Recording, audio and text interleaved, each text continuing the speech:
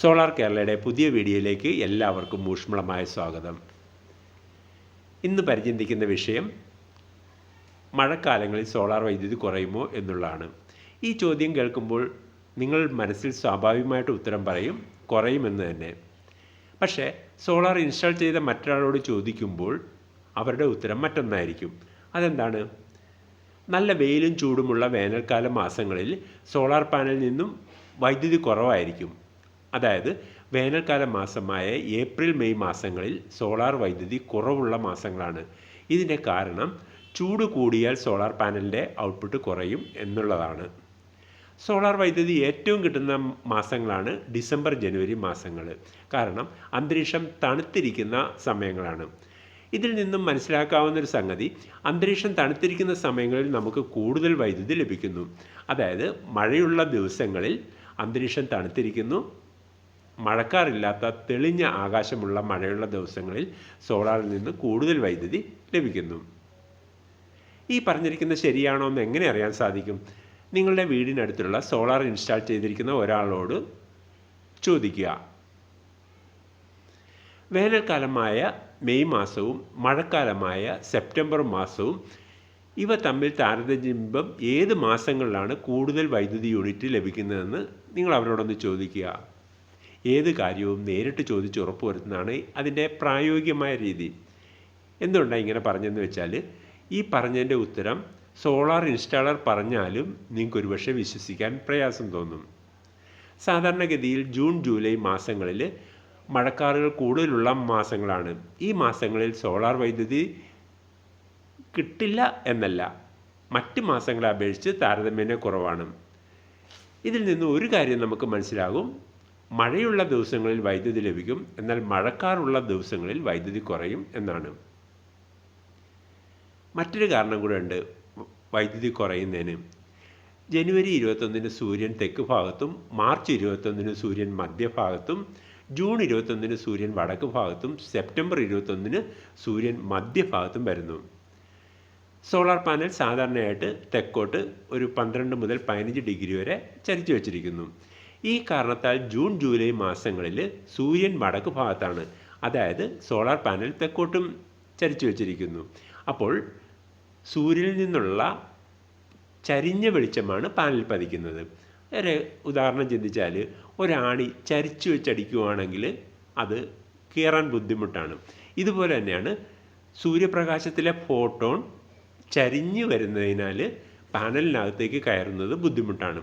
അതുകൊണ്ടാണ് സോളാർ പാനലിൽ വൈദ്യുതി കുറയുന്നത്. അപ്പോൾ രണ്ട് കാരണങ്ങളാണ്: ഒന്ന് മഴക്കാലം, രണ്ട് സോളാർ പാനൽ തെക്കോട്ട് ചരിഞ്ഞിരിക്കുമ്പോൾ ജൂൺ ജൂലൈ മാസങ്ങളിൽ സൂര്യൻ വടക്ക് ഭാഗത്താണ് എന്നതുകൊണ്ടാണ്. ഇത് നിങ്ങൾക്ക് അറിയണമെങ്കിൽ നിങ്ങളുടെ വീട്ടിലെ തെക്കേ ജനലിലൂടെയാണോ വടക്കേ ജനലിലൂടെയാണോ സൂര്യപ്രകാശം കിടക്കുന്നതെന്ന് ചിന്തിച്ചാൽ മതി. ചില മാസങ്ങളിൽ തെക്കേ ജനലിലൂടെ കടന്നു വരും, ചില മാസങ്ങളിൽ വടക്കേ ജനലിലൂടെ ആയിരിക്കും സൂര്യപ്രകാശം കിടക്കുന്നത്. അതായത് സൂര്യൻ തെക്കോട്ടും വടക്കോട്ടും സഞ്ചരിക്കുന്നു എന്നുള്ളതിൻ്റെ തെളിവാണ്. കേരളത്തിലെ കാലാവസ്ഥയിൽ ചില മഴക്കാല മാസങ്ങളിൽ ഉച്ചയ്ക്ക് ശേഷമാണ് മഴ ലഭിക്കുന്നത്. അന്തരീക്ഷം തണുത്തിരിക്കുന്നതിനാൽ ഉച്ചവരെ നല്ല രീതിയിൽ സോളാർ വൈദ്യുതി ലഭിക്കുന്നു. ഈ സമയങ്ങളിലും വലിയ കാര്യമായ കുറവ് സോളാർ വൈദ്യുതിയെ ബാധിക്കുന്നില്ല, അതായത് മഴക്കാല മാസങ്ങളിലും ബാധിക്കുന്നില്ല എന്നുള്ളതാണ് വ്യക്തമാക്കുന്നത്. മഴക്കാറുള്ള ദിവസങ്ങളിൽ 1 കിലോവാട്ടിൽ നിന്ന് ശരാശരി 2 മുതൽ 4 യൂണിറ്റ് വരെ ലഭിക്കുന്നു. മഴക്കാറില്ലാത്ത സമയങ്ങളിൽ ഒരു ദിവസം 4 മുതൽ 5.5 യൂണിറ്റ് വരെ ലഭിക്കുന്നു. സോളാറിൽ നിന്ന് ഒരു വർഷം 1 കിലോവാട്ടിൽ നിന്ന് ശരാശരി 1200 യൂണിറ്റിനും 1500 യൂണിറ്റിനും ഇടയ്ക്കാണ് കിട്ടുന്നത്. സാധാരണ നമ്മൾ കണക്ക് കൂട്ടുന്നത് ഒരു വർഷം 1440 യൂണിറ്റ് എന്നാണ്. അതായത് ഒരു ദിവസം 4 യൂണിറ്റ് എന്ന കണക്കാണ്. അപ്പോൾ 6 മാസം മഴക്കാലങ്ങളുള്ള കേരളത്തിൽ 4 യൂണിറ്റ് ലഭിക്കുന്നു എന്നതിൻ്റെ അർത്ഥം, അതായത് മഴയുണ്ടെങ്കിലും സോളാർ വൈദ്യുതിയെ അത് കാര്യമായി ബാധിക്കുന്നില്ല എന്നുള്ളതാണ് അത് വ്യക്തമാക്കുന്നത്. ഒരു സോളാർ പാനലിൽ വൈദ്യുതി വരുന്നത് 2 ഘടകങ്ങളെ ആശ്രയിച്ചാണ്. ഒന്ന്, ഒരു സ്ക്വയർ മീറ്ററിൽ 1000 വാട്ട്സ് സൂര്യപ്രകാശത്തിൻ്റെ തീവ്രത. രണ്ടാമത്തെ സംഗതി എന്ന് പറയുന്നത് സോളാർ പാനലിലെ ടെമ്പറേച്ചർ, അതായത് അതിൻ്റെ ടെമ്പറേച്ചർ 25 ഡിഗ്രി ആയിരിക്കണം. നമുക്ക് സാധാരണ 30 ഡിഗ്രി ടെമ്പറേച്ചറുള്ളൊരു സമയത്ത് അതിൽ പാനലിൻ്റെ അകത്തെ ചൂടെന്ന് പറയുന്നത് ശരാശരി 45 ഡിഗ്രി ആയിരിക്കും. അപ്പോൾ 25 ഡിഗ്രി കമ്പനി പറഞ്ഞിരിക്കുന്നു, ഇപ്പോൾ 45 ഡിഗ്രി ആയിരിക്കുന്നു. അതായത് 20 ഡിഗ്രി കൂടുതൽ. 1 ഡിഗ്രി കൂടുമ്പോൾ 0.5% ടെമ്പറേച്ചർ 1 ഡിഗ്രി കൂടുന്നതനുസരിച്ച് 0.5% വെച്ച് എഫിഷ്യൻസി കുറയുന്നു. അതായത് നമുക്കിപ്പോൾ 20 ഡിഗ്രി ചൂട് കൂടുമ്പോൾ 10% എഫിഷ്യൻസി കുറയുന്നു. ഇതിൻ്റെ അർത്ഥം 100 വാട്ട്സ് ഉള്ള ഒരു പാനലിൽ നിന്ന് നമുക്ക് 90 വാട്ട്സേ ലഭിക്കുകയുള്ളൂ എന്നാണ്. അതുകൊണ്ട് ചൂടുള്ള മാസങ്ങളല്ല, തണുപ്പുള്ള മാസങ്ങളാണ് സോളാർ പാനൽ നല്ലതെന്ന് ഈ കണക്കുകളിൽ നിന്ന് വ്യക്തമാക്കുന്നു. സോളാർ പാനലിന് തണുപ്പ് കിട്ടുന്നതിന് വേണ്ടിയാണ് നെടുമ്പാശ്ശേരി എയർപോർട്ടിൽ പാനലിന് താഴെ പച്ചക്കറി കൃഷി ചെയ്യുന്നത്. അങ്ങനെ അതിൻ്റെ സോളാർ പാനലിലെ ഔട്ട്പുട്ട് വർദ്ധിപ്പിക്കാൻ ഇടയാക്കുന്നു. ഇത് നമുക്ക് എങ്ങനെ അറിയാൻ സാധിക്കും? അതായത് തണുപ്പുള്ളപ്പോഴാണ് സോളാർ വൈദ്യുതി കൂടുതൽ കിട്ടുന്നതെന്ന്. നമ്മുടെ കമ്പ്യൂട്ടറിൻ്റെ സെർവറുകളൊക്കെ സാധാരണ എയർ കണ്ടീഷൻ റൂമുകളിലാണ് വെക്കുന്നത്. അതിന് കാരണം ചൂട് കൂടിയാൽ സെർവറിൻ്റെ എഫിഷ്യൻസി കുറയും എന്നുള്ളതുകൊണ്ടാണ്. ഈ കമ്പ്യൂട്ടർ നിർമ്മിക്കാൻ വേണ്ടി ഉപയോഗിച്ചിരിക്കുന്ന മെറ്റീരിയൽ തന്നെയാണ് സോളാർ പാനൽ ഉണ്ടാക്കാൻ വേണ്ടി ഉപയോഗിച്ചിരിക്കുന്നത്. അതും സിലിക്കണാണ്, ഇതും സിലിക്കണാണ്. അതുകൊണ്ട് കമ്പ്യൂട്ടറിനെ പോലെ തന്നെ ചൂട് കൂടിയാൽ സോളാർ പാനലിൻ്റെ ഔട്ട്പുട്ട് കുറയും. സോളാറിൽ നിന്ന് ഉള്ള വൈദ്യുതി ഓരോ മാസത്തെയും ഒരു വർഷത്തെയും അല്ലെ ഒരു ദിവസത്തെയും നമുക്ക് സോളാർ ഇൻസ്റ്റാൾ ചെയ്തവരുടെ മൊബൈലിൽ നിന്നോ കമ്പ്യൂട്ടറിൽ നിന്നോ കാണാൻ സാധിക്കും. ഒരു വൈഫൈ വഴി അത് കണക്ട് ചെയ്തിരിക്കുന്നുണ്ട്. അതായത് മുൻ വർഷങ്ങളിൽ ശരാശരി 1440 യൂണിറ്റ് വൈദ്യുതി ലഭിച്ചിരിക്കുന്നു. അതായത് ഒരു ദിവസം 4 യൂണിറ്റ് എന്ന കണക്കിൽ. മഴക്കാലങ്ങളിൽ സോളാർ വൈദ്യുതി കുറയുമായിരുന്നെങ്കിൽ 6 മാസം മഴക്കാലമുള്ള കേരളത്തിൽ ഇത്രയും വൈദ്യുതി ലഭിക്കുകയില്ലായിരുന്നു. ഇത് കൂടാതെ തന്നെ മഴക്കാലങ്ങളിൽ കൂടുതൽ വൈദ്യുതി ലഭിക്കുന്ന ടൈപ്പ് സോളാർ പാനലുകൾ ഇന്ന് മാർക്കറ്റിൽ ലഭ്യമാണ്.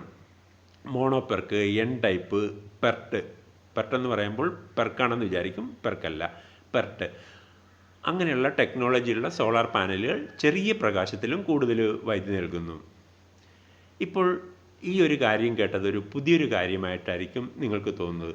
അപ്പോൾ സ്വാഭാവികമായിട്ടും നമുക്ക് വിമർശിക്കാനുള്ളൊരു സാധ്യത കൂടുതലാണ്.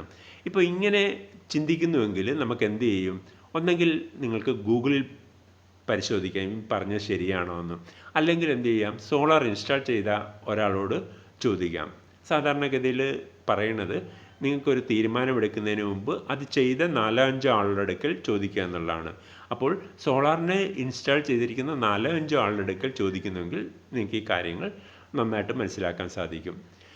അനേകം ആളുകൾ സോളാർ ഇൻസ്റ്റാൾ ചെയ്യാൻ മടിക്കുന്നതിൻ്റെ ഒരു കാരണം മഴക്കാലങ്ങളിൽ സോളാർ വൈദ്യുതി കുറയും എന്ന് വിചാരിച്ചുകൊണ്ടാണ്. അതൊരു തെറ്റിദ്ധാരണയാണ്. മഴക്കാറുള്ള ദിവസങ്ങളിൽ വൈദ്യുതി കുറവാണ്. എന്നാൽ തെളിഞ്ഞ ആകാശമുള്ള മഴയുള്ള ദിവസങ്ങളിൽ സോളാർ വൈദ്യുതി താരതമ്യേന കൂടുതലായിരിക്കും. ഇത് ലാഭകരമാണെന്ന് പറയുന്നത് എന്തുകൊണ്ടാണ്?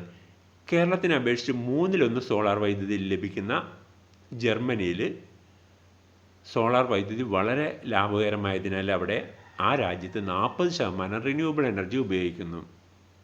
അങ്ങനെയെങ്കിൽ ഭൂമധ്യരേഖയുടെ തൊട്ടടുത്ത് കിടക്കുന്ന കേരളത്തിൽ എത്രയധികം ലാഭകരമാണ്. അതുകൊണ്ട് തെറ്റിദ്ധാരണയുടെ പേരിലാണ് കേരളത്തിൽ മിക്ക ആളുകളും സോളാർ ഇൻസ്റ്റാൾ ചെയ്യാത്തത്. ലോകത്തിലുള്ള അനേക രാജ്യങ്ങളിലും പവർ കട്ട് വർദ്ധിച്ചിരിക്കുന്നു. അതിനാൽ സോളാർ പാനലിൻ്റെ വില കഴിഞ്ഞ ഒരു വർഷം കൊണ്ട് 40% വർദ്ധിച്ചു. ഇലക്ട്രിക്കൽ വെഹിക്കിൾ വർദ്ധിച്ചു വരുന്നതിനാൽ കേരളം ഒഴിച്ചുള്ള മറ്റ് സ്ഥലങ്ങളിൽ സോളാർ പാനൽ വെച്ചുകൊണ്ട് സൗജന്യമായി യാത്ര ചെയ്യുകയാണ് ചെയ്യുന്നത്. അതുകൊണ്ട് സോളാർ പാനലിൻ്റെ വില വീണ്ടും വർദ്ധിക്കും. അതുകൊണ്ട് എത്രയും പെട്ടെന്ന് തന്നെ ഇൻസ്റ്റാൾ ചെയ്യുക. നിങ്ങളുടെ കയ്യിൽ നിന്ന് പണം മുടക്കാതെ ലോൺ എടുത്തുകൊണ്ട് സോളാർ സ്ഥാപിച്ചാൽ 3 മുതൽ 7 വർഷത്തിനുള്ളിൽ ലോണിൻ്റെ മുതലും പലിശയും അടച്ചു തീരും. അതായത് കറണ്ട് ചാർജ് കൊണ്ട് തന്നെ അടച്ചു തീരും. അതായത് ഉപഭോക്താവിൻ്റെ കയ്യിൽ നിന്ന് യാതൊരു പണവും മുടക്കില്ലാതെ സോളാർ പ്ലാന്റ് ഇൻസ്റ്റാൾ ചെയ്യാൻ കഴിയുമെന്നാണ് അതിൻ്റെ അർത്ഥം. എന്നാൽ സോളാർ പാനലിൻ്റെ വില വർദ്ധിക്കുന്നതിനാൽ സോളാർ ഇൻസ്റ്റാൾ ചെയ്യാൻ താമസിക്കുന്നതനുസരിച്ച് നിങ്ങളുടെ മുടക്കുമുതൽ തിരിച്ചു കിട്ടാൻ ആ കാലാവധി കൂടുന്നതായിരിക്കും. ഇന്ന് ഇലക്ട്രിക്കൽ വെഹിക്കിളും ഇൻഡക്ഷൻ കുക്കറും ഉപയോഗിക്കുന്ന ആളുകൾക്ക് ഇപ്പോൾ തന്നെ 3 വർഷത്തിനുള്ളിൽ തന്നെ മുടക്കുമുതൽ തിരികെ ലഭിക്കുന്നുണ്ട്. ഇതൊരു പക്ഷേ കേൾക്കുമ്പോൾ വിശ്വസിക്കാൻ പ്രയാസമാണ്. അതുകൊണ്ട് നിങ്ങളുടെ ചുറ്റുവട്ടത്തുള്ള ഇലക്ട്രിക്കൽ വെഹിക്കിളും ഇൻഡക്ഷൻ കുക്കറും സോളാറിൽ ഉപയോഗിക്കുന്ന ആളോട് ചോദിക്കുക. ഇനി സബ്സിഡി ലഭിക്കുന്ന സോളാർ പ്ലാന്റ് ആണെങ്കിലോ അതിലും കുറഞ്ഞ സമയം മതി അവർക്ക് മുടക്കുമുതൽ തിരികെ ലഭിക്കാൻ. അതുമാത്രമല്ല, അടുത്ത 2 വർഷത്തിനുള്ളിൽ നിങ്ങളുടെ വീട്ടിലും ഒരു ഇലക്ട്രിക്കൽ വെഹിക്കിൾ ഉണ്ടായിരിക്കും. അപ്പോൾ ഉണ്ടാകുന്ന കറണ്ട് ചാർജ് വർധന ഒഴിവാക്കാൻ തക്കവണ്ണം ഇപ്പോൾ തന്നെ ഇൻസ്റ്റാൾ ചെയ്യുക. ഇപ്പോൾ ഇവിടെ കൊടുത്തിരിക്കുന്ന ചോദ്യത്തിൻ്റെ ഉത്തരം എന്താണ്? മഴക്കാലമല്ല, മഴക്കാറുകളാണ് സോളാർ വൈദ്യുതിയെ കുറയ്ക്കുന്നത്. അതുകൊണ്ടാണ് 6 മാസം മഴക്കാലമുള്ള കേരളത്തിൽ 1 കിലോ വാട്ട് ഓൺ ഗ്രിഡിൽ നിന്നും ഒരു മാസം 1200 യൂണിറ്റിനും 1500 യൂണിറ്റിനും മധ്യം ലഭിക്കുന്നത്. അതായത് ഒരു ദിവസം 4 യൂണിറ്റ് വൈദ്യുതി ശരാശരി ലഭിക്കുന്നു. ഒരു ദിവസം 2 യൂണിറ്റ് കിട്ടുന്ന ജർമ്മനിയിൽ വളരെ ലാഭകരമാണെങ്കിൽ ഒരു ദിവസം 4 യൂണിറ്റ് കിട്ടുന്ന കേരളത്തിൽ എത്രയോ ലാഭകരമാണെന്ന് നിങ്ങൾക്ക് മനസ്സിലാക്കാൻ സാധിക്കും. ഞങ്ങളുടെ സോളാർ ടെക് ട്രെയിനിങ് അക്കാദമിയിൽ സോളാർ ഇൻസ്റ്റാൾ ചെയ്യുന്ന രീതിയിലുള്ള പരിശീലനങ്ങൾ കൊടുക്കുന്നുണ്ട്. അതിൽ ഈ കാര്യങ്ങളും എങ്ങനെയാണ് മഴക്കാലങ്ങളിൽ സോളാർ വൈദ്യുതി കുറയുന്നു എന്നുള്ള കാര്യങ്ങളും വ്യക്തമായി പഠിപ്പിക്കുന്നു. ഇത്രയും സമയം ഈ വീഡിയോ ശ്രദ്ധിച്ച നിങ്ങൾക്ക് ഓരോരുത്തർക്കും നന്ദി പറയുന്നു.